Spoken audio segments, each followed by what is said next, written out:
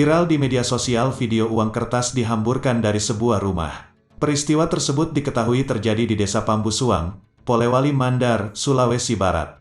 Dalam video yang beredar, tampak sejumlah orang berupaya meraih berlembar-lembar uang kertas yang disebarkan dari atas sebuah rumah. Rupanya, penyebaran uang itu dilakukan oleh pihak calon kepala desa bernama Hatiswan usai Pilkades.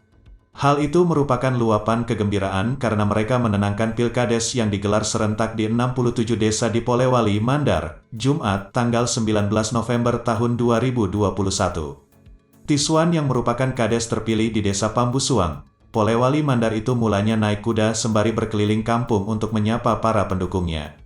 Tiswan disambut dan dieluk-elukan masa pendukungnya di sepanjang jalan. Tak hanya itu, ikut bergembira atas kemenangan Tiswan, sejumlah keluarga menggelar tradisi menghamburkan uang lembar Rp2.000 dari atas rumah. Sontak, uang-uang yang berjatuhan menjadi rebutan warga dan anak-anak. Tradisi berbagai duit pecahan kecil ini juga dilakukan warga setempat setiap musim lebaran sebagai ungkapan kegembiraan dan rasa syukur mereka.